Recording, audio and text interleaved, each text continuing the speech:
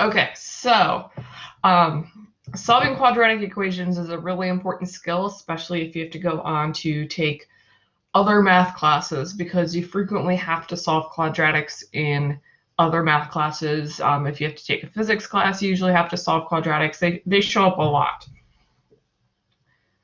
So the three main ways that there are to solve a quadratic equation are either by factoring, the square root property, or the quadratic formula. There is actually a fourth way called completing the square, but we're not going to cover that at this point. So we're just looking at factoring, square root property, and the quadratic formula.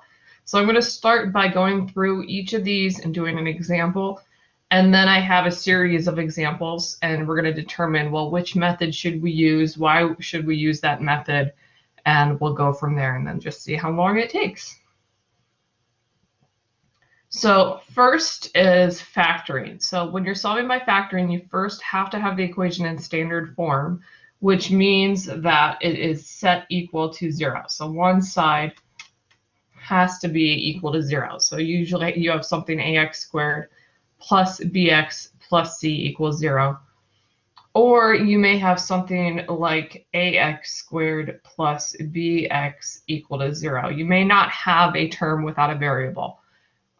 So they're going to be in one of those two forms where you're going to be solving by factoring. Now, not every equation can be factored. So factoring is quick if it can be factored. If it can't be factored, you have to solve it a different way. So we need to determine whether the equation can even be factored. If you're really good with factoring, and you've done enough factoring, you can kind of look at it and know whether you can factor or not. Otherwise, you can do what's called the discriminant. And so you take your values of a, b, and c, which are in the equation. You plug them into b squared minus 4ac and follow the order of operations to figure out what number that equals to. And if it's a perfect square, that means you can factor. So perfect squares are things you can take square roots of. So I'm going to write that down. Perfect squares are numbers, and that should be familiar from learning about radicals. You can take square roots of. So you're going to be able to get a square root or get a whole number when you take the square root. So if your discriminant comes out to something like 4, 16, 64, numbers like that, that means if you can factor it. So you determine whether it is something that you can factor, and then you go and do the factoring process. So you need to factor completely, which means taking out the greatest common factor first. Then you use what is called the zero factor property. So the zero factor property, this means that if you have two sets of things that are equal to 0, two things that are multiplied together, you can set each factor equal to 0 and solve. So if you have like a times b, then a times b is equal to 0, then a equals 0 and b equals 0. And that gives you two possible answers. So I'm going to use a highlighter here to just kind of color code this. So if you do two things that are multiplied together and they're equal to 0, you can create two separate equations, setting each of those equal to 0, and then that gives you something that you can solve, and it's a linear equation that you'll end up with, and so then you can solve something, and you just solve for x. So that's what the zero factor property is. So when we factor by, or solve by factoring, we're going to be following this process. We're going to first decide if it's something that we can factor, then we'll factor, and then we'll set each factor equal to 0. So I've got two examples here. This example on the left is already factored. So I wanted to show that so you can see what the zero factor property is. It's already factored here. So I'm going to just make this This is already in factored form. So if you have something that's factored and you want to solve it, then you're going to use the zero factor property.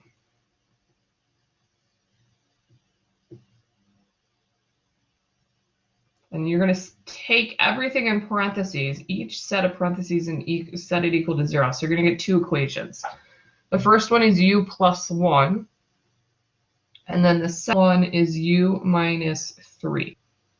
And we get two equations. So this means we're going to have two different answers. And we get two different answers because a quadratic has an exponent of 2. And that means there's two solutions. So a linear equation had an exponent of 1, or it didn't have an exponent, so that means there's one solution. So the highest exponent tells you how many solutions there are. So if you have something that's quadratic, then you're going to have two solutions. If it's set into the zero factor property, if it's already factored, the number of factors you have tell you the number of solutions. So you can also see this as there are two factors.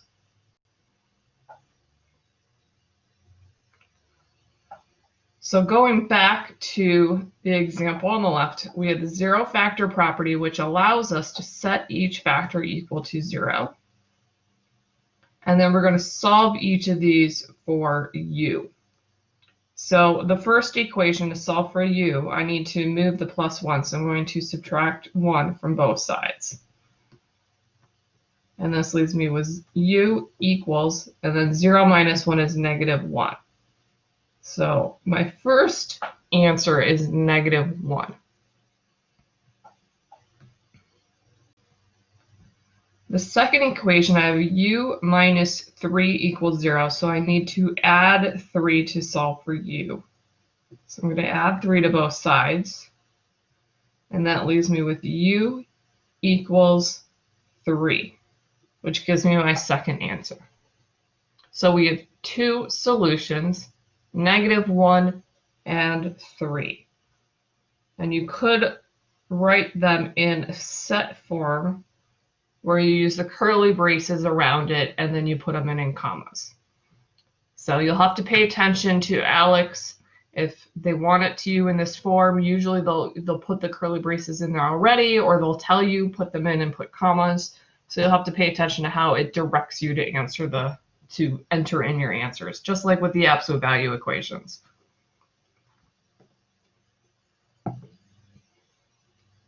Now the example on the right here, we have 8x squared minus 2x equals 0. So this is not factored.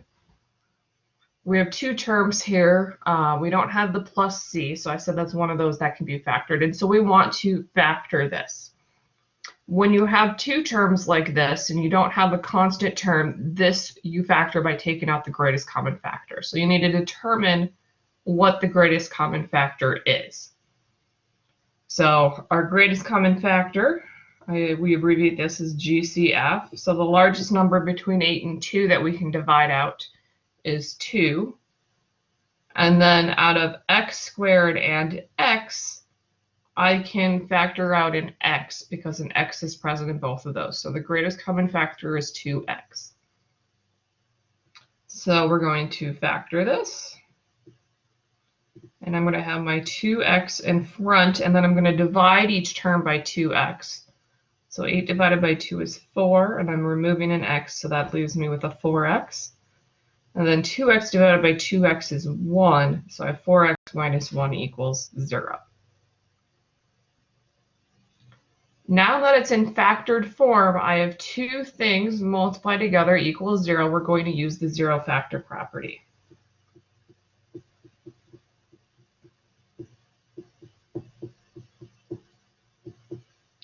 And if you're still struggling with factoring, I would recommend doing the optional factoring assignment. Even if you've already completed it, you can always redo it and get different answers for more practice. So I've got two equations here, 2x equals 0 and 4x minus 1 equals 0. We're going to solve each of these for x. So I'm going to start with 2x equals 0.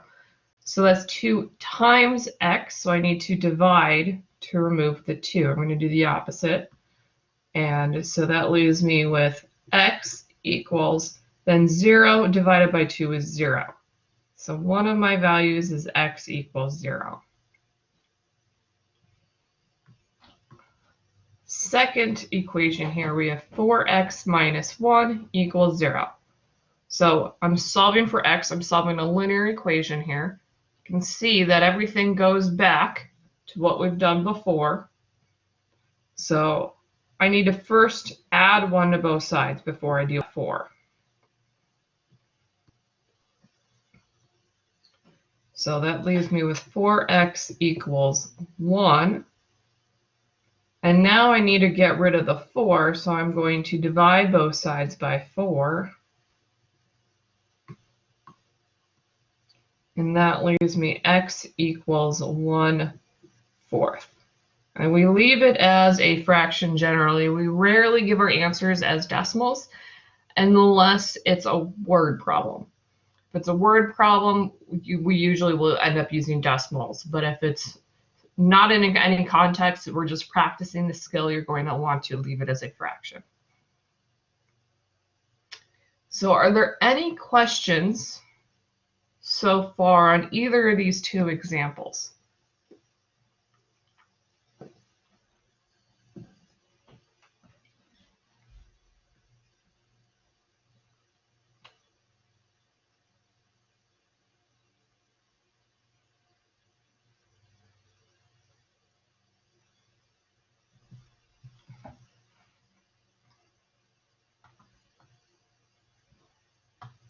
Okay.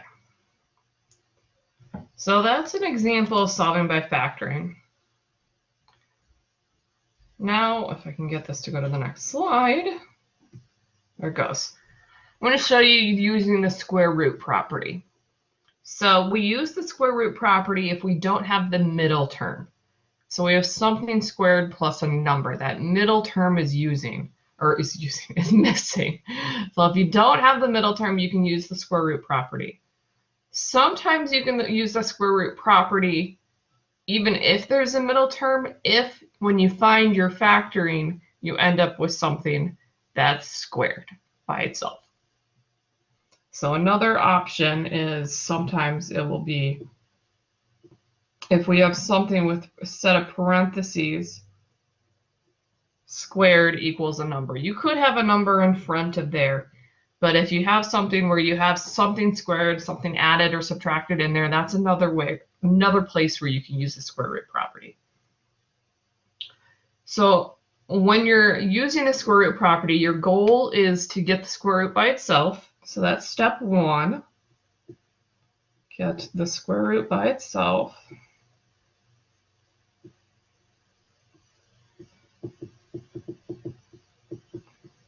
And then once you've done that, you take the square root of both sides. So because the square root of x squared is x. Now we do get 2 answers, so don't forget your plus or minus when you take the square root. Whenever we take a square root of something and we're solving, we always use the plus or minus. If you're not solving for a variable, you don't need the plus or minus. But when you're solving with a variable, you need the plus or minus. That's how we get 2 answers here. So it's quadratic, we're going to get 2 answers. We need to have the plus or minus there, and that's what gives us our 2 answers.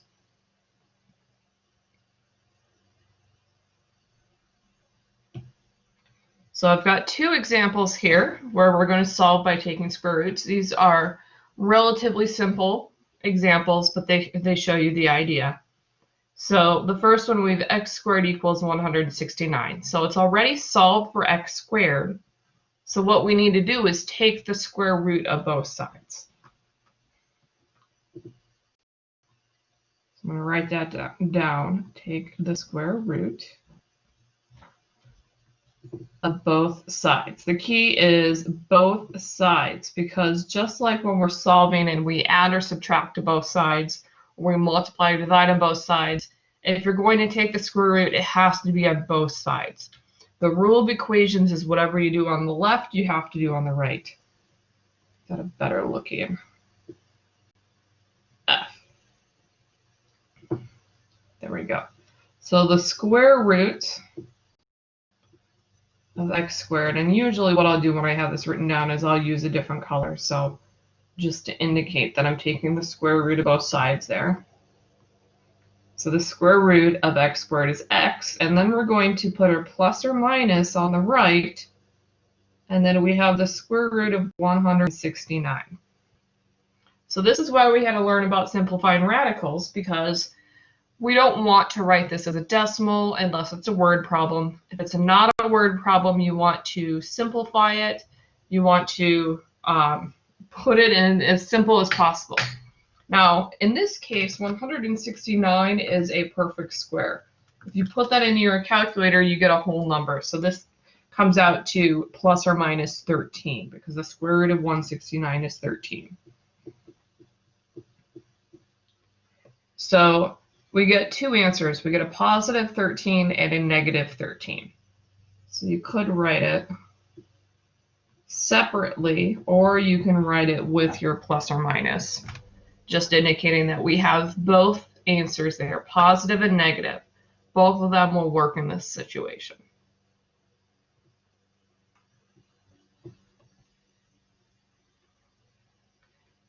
Second example here, we have 9x squared equals 36.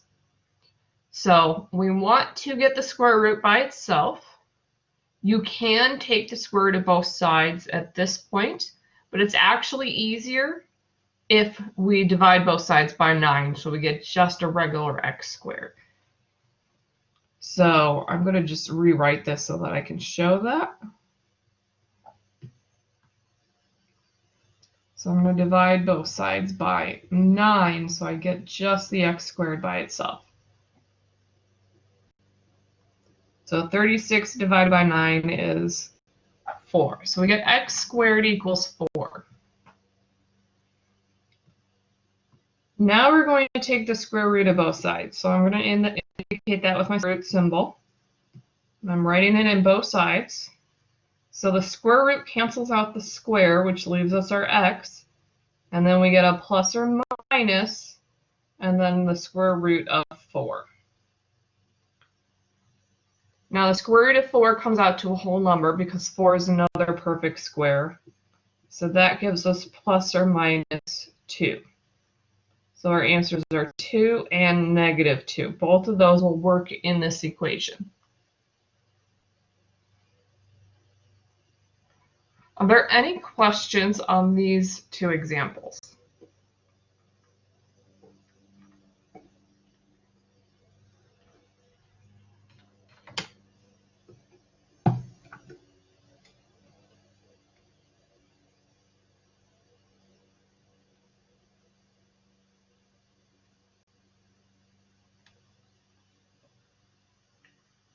Okay. So let's move on to the quadratic formula. So the quadratic formula is, I'm going to highlight it just so that it's abundantly clear. It's this thing right here. And the quadratic formula you can use every single time that you're solving. There is not a situation when it doesn't work. There are situations where the previous two methods don't work. It's not factorable and you can't take square roots, and in those cases you have to use the quadratic formula. So it works when you're going to end up having to take square roots of negatives, or you have answers that aren't whole numbers, those kind of things. The downside of the quadratic formula is that it is a lot of steps. And it's very easy to make a mistake because of all the math you're doing, all the arithmetic. You're squaring, you're subtracting, you're taking square roots, you're doing all of these things. There's a lot of order of operations involved. So that is the downside of the quadratic formula, but the upside is it works every single time. So it's up to you on which one to use. As far as the quiz goes, because it does take longer, because it's got lots of steps, I don't recommend it as your first step. If you're good at factoring or solving by square roots, usually solving by square roots is really quick, so I would always do that whenever possible. Factoring, if you're good at factoring, can be quicker than the quadratic formula. So I would leave this as your last resort just to save yourself time if you're on the quiz for this. So our quadratic formula is x equals, and then we have this fraction. We have negative b and then the plus or minus. So the plus or minus means we're going to end up with a plus or minus there with the square root. We're going to end up with two separate answers. That's where that comes from. Then we have the square root, and inside the square root is b squared minus 4ac. So that b squared minus 4ac is the same thing as the discriminant that we looked at earlier when I said whether something is factorable. Then your whole thing is over 2a. So 2 times a is in the denominator. So let's go with an example, and I picked small numbers here just because if you have large numbers or if you have fractions in your equation, it could get pretty complicated. If you have decimals, it can get pretty complicated. So usually if I'm solving something and it ends up with fractions in the equation, I will eliminate fractions first by multiplying both sides by the common denominator, and then I will use the quadratic formula just so you don't have to work with fractions inside the formula. So I'm going to start by rewriting the quadratic formula, and I recommend you do that every time because it helps you memorize it. So our quadratic formula, and it's x equals, but if you have a different variable like t or z, then it would be z equals. So it's whatever your variable is, but it is x equals negative b plus or minus square root of b squared minus 4ac all over 2a. So in order to use the quadratic formula, you have to be in standard form, and you have to determine what a, b, and c are. So a is always the number in front of the x squared term. So in our example here, a is equal to 2. And b is in front of the x term, or the single exponent term. So we have a negative x, so this is going to tell us that b is equal to a negative 1. So if you don't see a number, then you're going to use a 1. And then c is the value without any variable, so c is equal to negative 1. So once you determine your a, b, and c, you want to plug them into the equation. And you want to be very careful because it's really easy to accidentally put the wrong number in the wrong place. So you really need to take your time, double check what you're doing, making sure you're not making any errors like the wrong number in the wrong place, because that will make your whole thing incorrect. So you want to be very careful here. So I have x equals negative b. So b is negative 1. So I have a negative 1 in parentheses. So because I have a negative b and b is already negative, I end up with 2 negatives there. So those will end up canceling out. I have my plus or minus and then my square root symbol. Then we have b squared. So b is negative 1, and anytime I have a negative, I always put parentheses around it. So we're squaring a negative 1. That's going to give us a positive out. And then it's minus 4 times a, which is 2, and c, which is negative 1. And I need to make sure I extend my square root symbol. I didn't make it long enough, so I have to make sure it covers the whole thing. And then we have 2 times a, which is 2. So I'm going to highlight things here just so that it's clear. So let's say a is yellow. So you can see what numbers are getting plugged in where, because I do have negative 1 and negative 1 for both b and c. So I don't want that to be too confusing. Let's say b is green. So everywhere b is, I plugged in a negative 1. And then c is, let's say I make that blue. Let's make this a little darker so you can see that. So if c is blue, there's only one place where we plug that in. So if you color code, that might help you put everything in the correct spot. So we need to simplify this. We're actually following the order of operations on the right side. So I meant to grab the pen. We have PEMDAS. So anything that's added or subtracted inside parentheses you would do. Anything with our exponent. So we have an exponent here, the -1 squared. So we're going to do that next.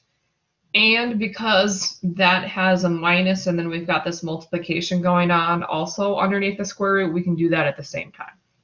I actually do all of my multiplication at the same time, just it saves me steps and paper, because if you did every step one at a time, you could end up with a whole page just for one problem. So I do my exponent and I do my multiplication. I do those at the same time. And you can do that at the same time for the quadratic formula. That will not cause any problems. So I'm going to just box those to show that I do those together. So I've got x equals, so my first multiplication is actually the negative times -1. So that negative in front is like a -1. So a negative times a negative is a positive. So that's going to give me 1. Then I have my plus or minus, and then I have my big long square root. The next thing I'm going to do is the -1 squared. So that's a -1 times a -1, which gives you a +1. So I'm going to write a 1, and then plus. And now I've got a -4 times 2 times -1. So that -4, you can treat that as a -4. You can do that all on your calculator in one step as long as you use the right signs. We're going to have a -4, and then that other negative gives us a positive. So we have 4 times 2, which is 8, and then times 1, also 8. So this is going to give us a +8. 4 times 2 times 1 is 8. A negative times a negative is a positive. And then I made my square root too big, so I'm going to just fix that. You don't have to. And then I'm also going to do the multiplication in the bottom. 2 times 2 is 4. So I like to do that all in one step so that I can simplify everything here. Next thing is we would be doing any addition or subtraction. And so we have to take care of what's in the square root. We need to add those together before we do anything else. So 1 plus 8 is 9. So I'm going to get x equals 1 plus or minus the square root of 9 over 4. So inside that square root is 9. That's a perfect square. If we had done the discriminant here, that would have told us that this is something we could have solved by factoring. So this particular problem we're using the quadratic formula on, but we could have also used factoring to solve this. So I'm running out of room here, so I'm going to just write a little arrow so we know where we're following the steps. So I need to take the square root of 9. So I have x equals 1 plus or minus, and then the square root of 9 is 3. So I have 1 plus or minus 3 over 4. Now we can't do anything with that plus or minus in a single fraction or a single equation. You have to split it up at this point so that we can simplify this further. So we're going to create 2 equations. One with the plus. So that's 1 plus 3 over 4. And then one with the minus. 1 minus 3 over 4. So once you get to a point with that plus or minus that you can't go any further, you have to split it up into 2 equations. And so now we're going to simplify these further by adding and subtracting. So the first equation, 1 plus 3 is 4. So that gives me 4 over 4, which divides to 1. So my first answer is equal to 1. Then I take my second equation, 1 minus 3. So 1 minus 3 is negative 2. So I have negative 2 over 4. And that is a fraction that we're going to reduce. And that reduces to 1/2. So we get a negative 1/2 as our second answer. So that is the process for the quadratic formula. You can see that there's many steps here, which is why I don't recommend this being your first step, because there's lots of steps and you're more prone to making a math error somewhere along the way, but it works every time. Are there any questions on this example with the quadratic formula?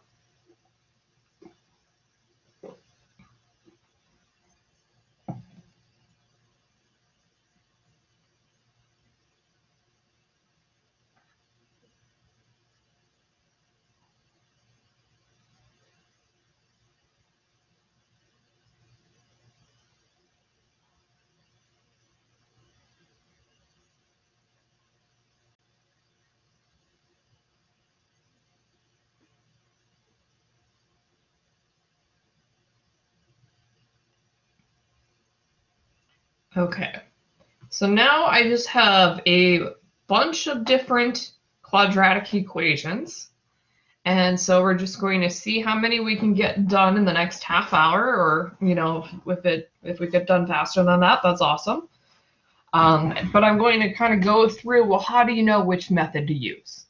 And then once we determine what method to use, then we'll go ahead and do that method. So this first one, we have 2x squared plus 5x equals 3. So I want to determine which method to use by first setting it equal to 0. So it's not equal to 0 right now, it's equal to 3. So the way to make it equal to 0 is by subtracting that 3 from both sides. So this gives me 2x squared plus 5x minus 3 equals 0. So now it's in standard form. And once it's in standard form, that's where you can decide which method to use. So our methods are factoring, square roots, and the quadratic formula. So the square root I don't use if there's a middle term.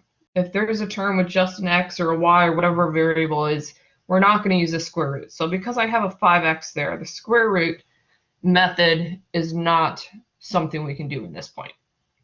So our next choice is, okay, can we do this by factoring, or are we going to have to use the quadratic formula? So to decide between there, that's where you want to take the discriminant. So you have to determine A, B, and C, and then figure out what the discriminant is equal to. So A is equal to 2, B is equal to 5, and C is equal to negative 3. So if we're going to do the discriminant, I'm going to do this on the side, discriminant. It's b squared minus 4ac. So we're going to plug our numbers into there, see if we get a perfect square.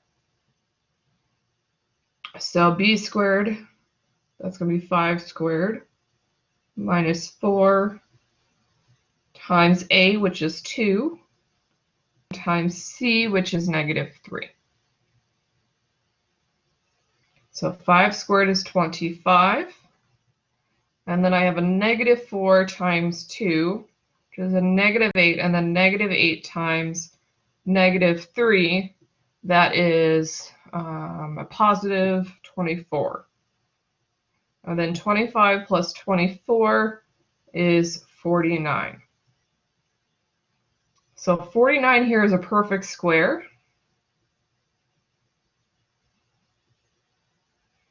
Which means that we can factor this. So we can solve by factoring, or we can solve by doing the quadratic formula. Now at this point, you've already found out what's underneath the square root for the quadratic formula. So you may say, okay, well, I'm already halfway there to the quadratic formula. Let's continue. So let's say we decided to do that. So our quadratic formula, we've already found the discriminant, so it's negative b. So I'm going to have negative 5 plus or minus, and then we've already found what's underneath the square root, and then it's 2 times a, or 2 times 2 in this case. So if you were to do the quadratic formula, you did what's underneath the square root, and then you would have to continue from here. So if we were to do this, and I'll go through both sides because we'll get the same answers either way. So negative 5 plus or minus, and then the square root of 49 is 7, and in the denominator 2 times 2 is 4. So we're going to get 2 answers, and I'm running out of room, so I'm going to do these sort of sideways. We get negative 5 plus 7 over 4, and negative 5 minus 7 over 4. So negative 5 plus 7 is 2, so that's 2 over 4, which is 1/2. Negative 7, or negative 5 minus 7 is negative 12 over 4, which is negative 3. So I kind of smushed these in. So that's if you wanted to do the quadratic formula. Now let's say, because we found out that we could do this by factoring, well, let's do this by factoring. And normally what I do is I don't necessarily do the discriminant. I will look at it and try to factor it in my head and see if it's something that I can easily factor in my head. And if so, then I won't even go through the discriminant. So we're going to do this by factoring. You're going to set up your 2 sets of parentheses for your factoring, and you need to make sure that you have it equal to 0. So we're factoring 2x squared plus 5x minus 3. So I know that I'm going to have a 2x and then an x, because 2x times x gives me 2x squared. And I know that I have the last terms are going to be 3 and 1 to multiply to 3. One of them is going to be negative. It's going to be either a negative 3 or a positive 3. And I need to get a combination of these so that it adds to a positive 5. So when I look at this, I say, well, if I have a positive 3 times the 2x, that will make me have a negative 1 there. So 3 times 2x is 6x, and then minus the 1x is 5x. So that will get me the correct factoring here. It would be 2x minus 1 if you want to write it that way. And then x plus 3. So once I factored, I set each factor equal to 0. So I have 2x minus 1 equal to 0 and x plus 3 equal to 0. And then I solve for x. So I'm going to add 1 to both sides for the first equation. This gives me 2x equals 1. And then divide both sides by 2. I get x equals 1/2. So the same answer that we got when we were using the quadratic formula. Second equation, all I need to do is subtract 3 for both sides, and I get x equals negative 3. Again, that matches with what we got with the quadratic formula. So we got the same answer, factoring versus the quadratic formula. So it's really up to you on what method you choose. It's just a matter of what you are comfortable with it, because sometimes you can use either one. So in the red was using the quadratic formula, which if I write the formula here, it's negative b plus or minus the square root of the discriminant over 2a, if you want to look at it that way. And then on the left was factoring. So I'm going to just put up a little poll here because I'm curious. Which method do you prefer for this problem?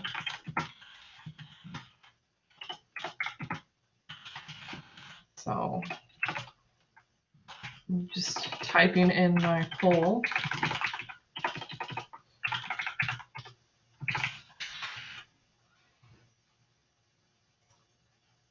Okay, so a poll should have showed up on your screen.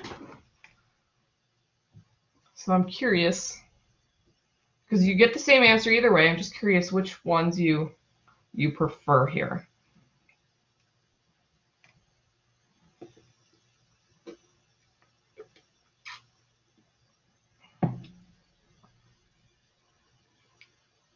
So far it looks like everybody is saying factoring. And I totally understand, because usually people are a little, with the square roots, people don't really like dealing with square roots. Some people love the quadratic formula, and that's totally fine. But I like to show multiple methods, and you learn multiple methods just because, you know, there's a time and place for each one. And so it does look like the majority of you guys prefer factoring in this case, and that is also what I prefer in this case as well.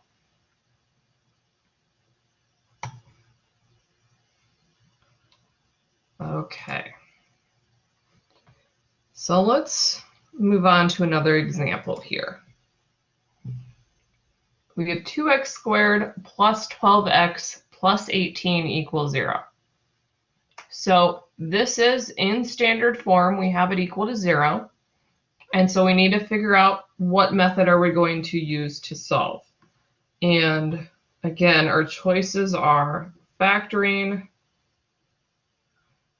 I'm going to just abbreviate square root as SR, and then the quadratic formula as QF.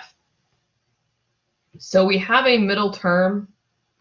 So because of that 12x, we can't use the square root at this point. So I'm going to just cancel that out, because right now that we can't do that.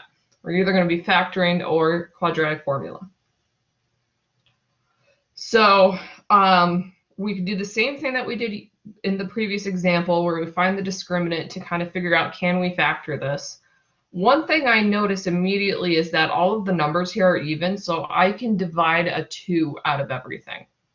So I can factor out a 2 because I've got a 2, a 12, and an 18. 2 goes into all of those. So I'm going to actually start factoring and then go from there.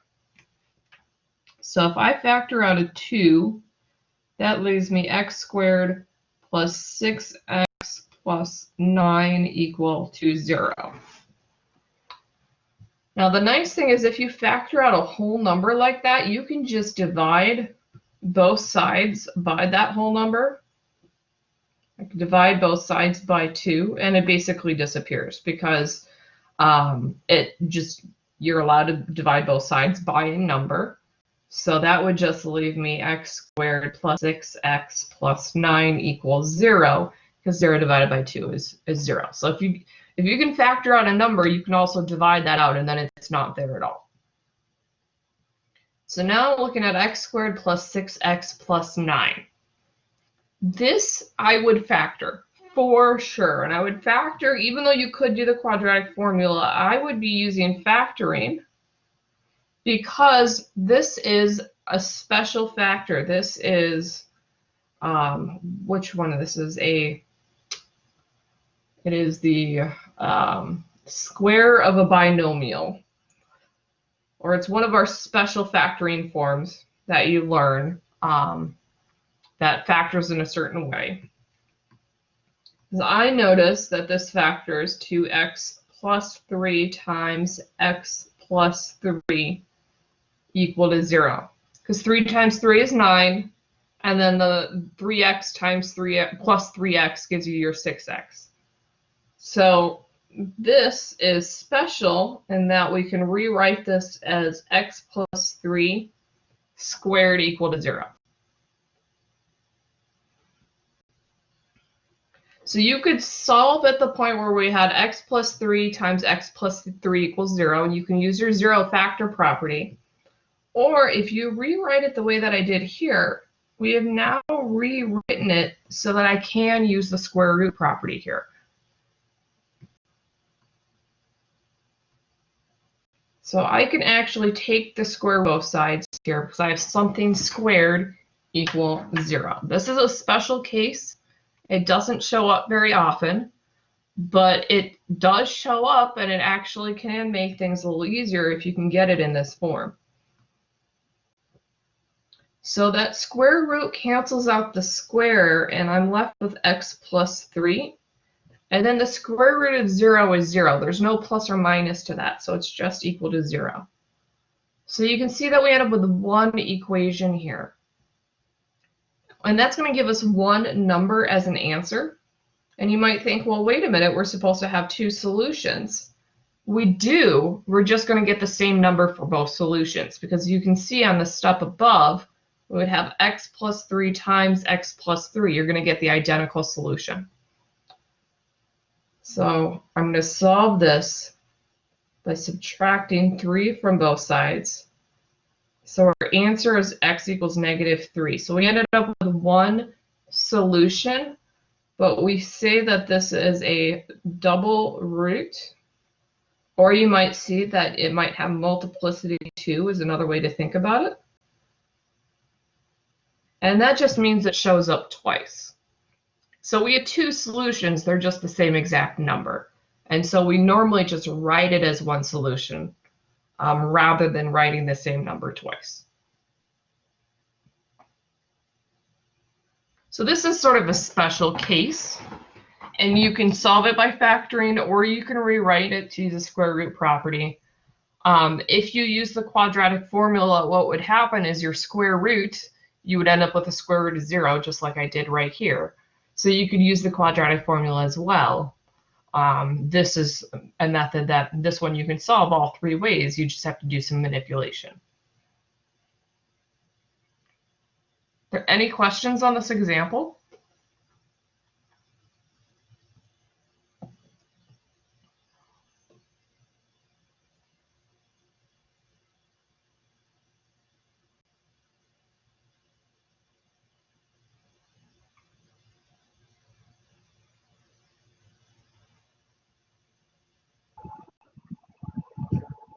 It's pretty straightforward. Good. All right. So next one here, I have w cubed equals 16w. So we're talking about quadratics here, which have an exponent of 2, and now I've thrown in something with an exponent of 3. Don't worry, we can still work with this. So we're going to treat it just like, even though it has something with a 3 and we haven't really officially learned what to do, you're going to just say, well, what do I know? Well, I know that if I try to solve something with an exponent, I want to get it equal to 0. So that's what we're going to do. We are going to subtract the 16w from both sides so that it's equal to 0. So this will give me w cubed minus 16w equals 0. So we are only working with things that have a squared as our exponent, but we did learn how to factor, and we can factor out the greatest common factor here, which is a w, because there's a w in both terms. So I can factor that out, and that leaves me with a w squared minus 16 equal to 0. So we've broken it down into something that has w squared. And at this point, there's multiple ways we can go, because the w squared minus 16, that is a difference of 2 squares. We can factor that, or we can use the square root property to solve these. So we can kind of do two things here. Normally what we want to say is we want to factor completely. So generally what we do is we take that w squared minus 16 and we factor that. So it's a difference of 2 squares, which means that you're going to have a plus and a minus, and then the square root of 16 is 4. So that factors to a w plus 4 and a w minus 4. So this w squared minus 16, we're just factoring. We're factoring it completely. And now we've got three things multiplied together. So this is just an extension of the zero factor property where we had two things multiplied together, you set it equal to 0. The rule is basically the same if you have three things, if you have four things. No matter how many things you have multiplied together, if it equals 0, each thing can be set equal to 0. So we're going to get three equations here. The first one just comes from the W, which then tells us we have W equal to 0. Our second equation comes from the W plus 4 equal to 0. And then the third one, which is W minus 4 equal to 0. So we're taking what we know and we're just extending it so that if two things multiply to 0, well, three things multiply to 0, we can do the same rule. So I've already got one answer here, W equals 0. Then I'm going to solve these other two equations. The first one, I'm going to subtract 4 from both sides. And that gives me W equals -4. So that's my second answer. And then my third equation here, I'm going to add 4 to both sides. We get W equals a positive 4. So we ended up with three solutions, and that's because we have an exponent of 3. The exponent is 3. This is going to tell us we have three solutions. So you can see that the highest exponent tells you how many answers to expect. With the linear equations, that basically has an exponent of 1, we have one answer. Quadratics, exponent 2, we have two answers, and unless you're in a special case where it ends up being the same number. And here, our highest exponent is a 3, so we should have three solutions. And so if we just factor it, just follow the rules of factoring, we get all three solutions here. Are there any questions on this example? Yeah, I have a question. Yeah, go ahead. Okay, on the second, okay, when you started that second formula, the W times, how did you get the W2 times W2 minus 16? Sure. So I'm going to start. I'll do this in green. We're factoring W cubed minus 16W. So I notice that there's a W in both of those. So I can factor that out. And when we factor, we are dividing it out from each term. So if I rewrite the step where I'm dividing it, I have my W in front.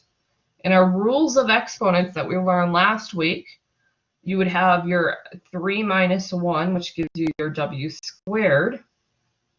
And then your W's basically cancel out in the second term, and that's where we get the minus 16. Okay. So this is going back to the homework on exponential expressions here, on how to simplify these, and then we're also going sort of back to the factoring homework on how to factor something like this.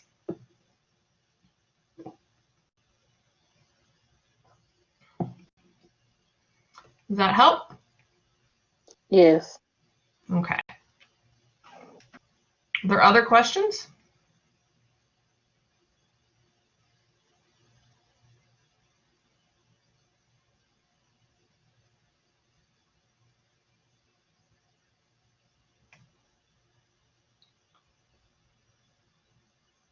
Okay, we've got about 5 minutes here, so I'm going to do one more example.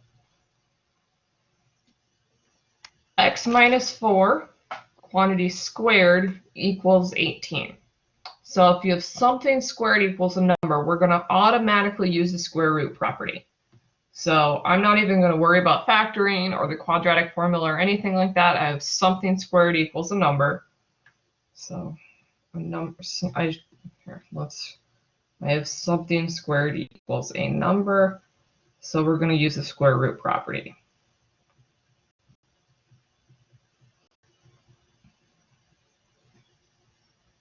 So I'm going to rewrite this so that I can show that work.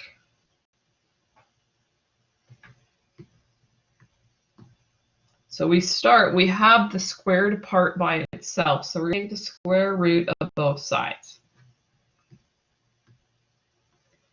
That square root cancels the square, so I'm left with x minus 4. Then on the right, when you take the square root, you always get a plus or minus. And then we have the square root of 18. Now, 18 is not a perfect square. When we take the square root on your calculator, you're going to get a decimal. So that means we need to simplify this. So I simplify these using a factor tree so that I can get prime factorization. So I'm going to take my 18 and split it up. So 2 times 9 gives me 18. And 2 is a prime number, so I circle it. The 9 can be split up as 3 times 3, and those are prime numbers. So 18 is equal to 2 times 3 times 3, or just 2 times 3 squared. So if I wanted to simplify the square root of 18, this is the square root of 2 times 3 squared. And I can split up my square roots so that I have it as the square root of 2 times the square root of 3 squared. And the square root cancels out anything that's squared. So I'm left with the square root of 2 times 3. The square root cancels out that 3 squared. Or we write this as 3 times the square root of 2. So I'm going to rewrite my plus or minus 18 as plus or minus 3 times the square root of 2.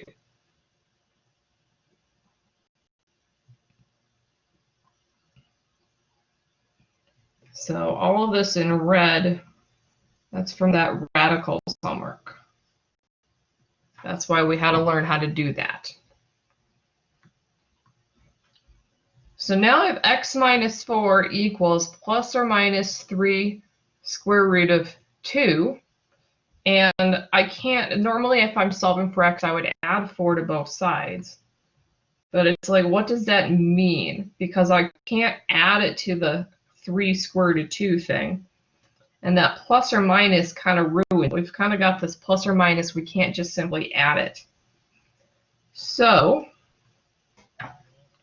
this is where we want to write our two equations. Whenever you have that plus or minus.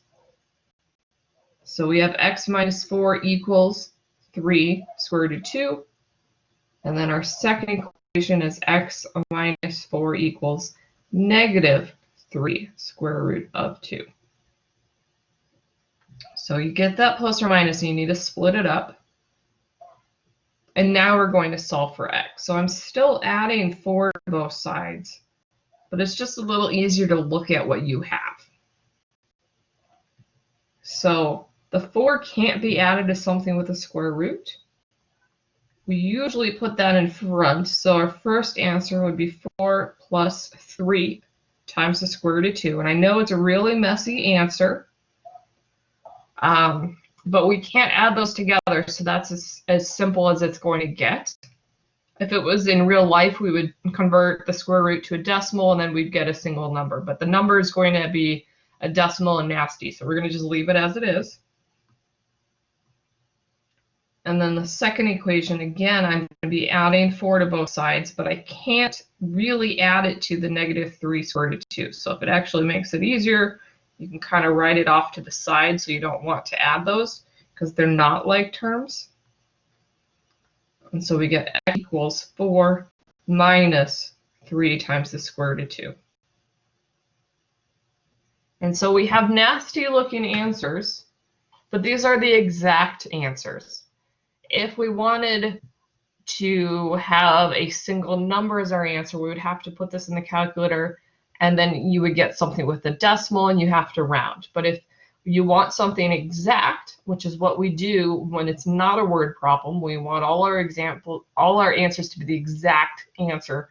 That's what we have here. This is the exact answer. there any questions?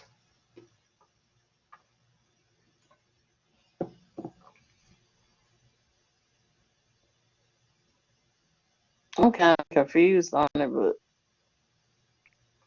I don't Where are know. you confused?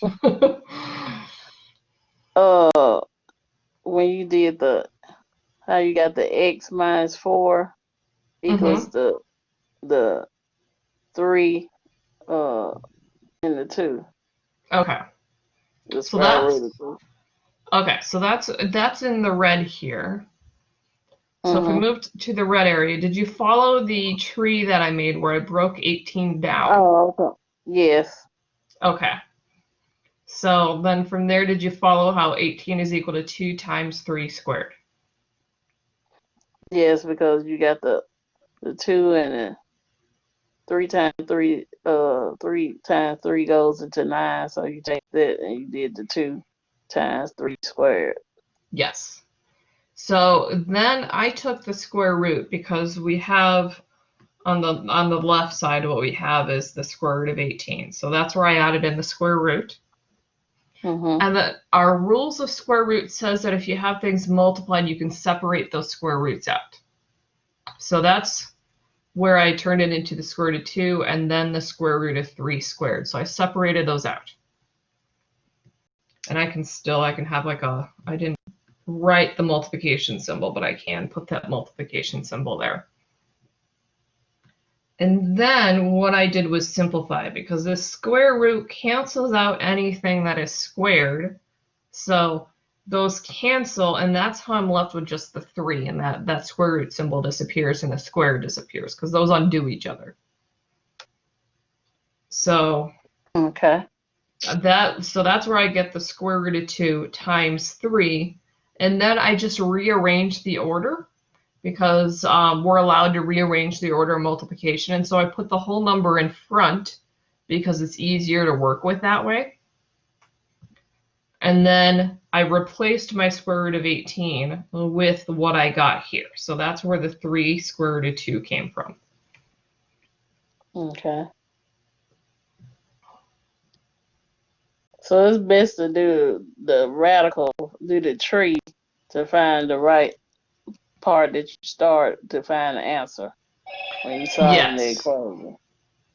Yeah. When you have something with a square root and it doesn't come out to a whole number in your calculator, I would do the tree because I think that's a lot easier to kind of simplify it down. Okay. And I did it in a separate color just so you can see that it's sort of my work off to the side. However Yes, you want to organize it, you can. Like what you could do, if I go back to my pen, I could kind of just write a little arrow there so that I can see, okay, this is where I went. And then if you want, you can then, you can draw arrows whatever you need to do to make sure that you're following your work.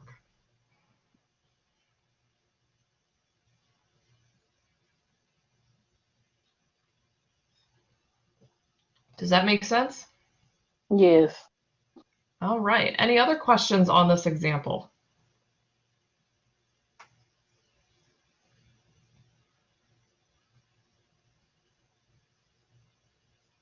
I don't have any more questions. All right. Well, thank you guys for joining.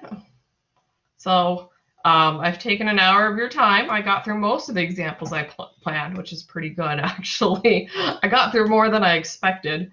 I'm going to make sure that I email this out. I'm going to try to actually remember to email this out tomorrow. Not forget, but if I do forget, I mean, at least it will be up on YouTube for sure. I'll upload this to YouTube tomorrow. I'll make sure I email it out so that way you can review it a second time if you need to. But hopefully this is helpful so that when you go through and do the Alex homework on quadratics, you have, you've seen kind of how to work through some of these problems, and you're going to have some notes that you can follow. So thank you guys again for joining me on a Sunday night. I'll let you know when the next one is going to be once I look at that survey, see if people have updated their times that they're available and things like that. And I hope you guys are having a great Sunday so far. I can't believe we're almost at September. It's nuts. It's like, oh my goodness, it's gonna be. Let's see. Yeah, it's September is in 2 days. It's crazy. Mhm. So you guys all Before you take know it, it'll care. be freezing. I know. My dad just told me before this started, he sent me a message that said that they're predicting more snow and more cold this year, and that he's living in Chicago, and they're predicting about 18 additional inches Oh my from God. normal. and like here in Kansas City, they're predicting. I did the math. It said they're expecting 25% more snow, so that was only 3 extra inches. So I'm like, I can deal with 3 extra inches. I would Mhm. not want to deal with extra 18 inches, but it's also supposed to be colder this winter, so I'm not looking forward to it. But if I'm still working from home, at least I don't have to go out in it. So I guess that's the That's plus the good side. part. That's the good Yeah. part. We hardly ever get snow here in Arkansas. We just mostly get ice. Ugh, ice is worse than snow because you can't even drive in that. At least snow you can still drive in. Mhm. Ice is like, I mean, and if it's black ice and you don't see it and you're walking in it, you can just slip and it's Mhm. way more dangerous. I think it's, let's see, my grandmother's brother, so I don't know what that makes him to be, but he actually died from slipping on some ice and hitting his head. Because you can get like, Oh. some, I don't know if he got a concussion or I don't know what exactly happened, but it's Mhm. dangerous. Yeah, it is dangerous. I hate this ice, but that's what we get. Yeah, yeah. All right, well, I'm gonna go.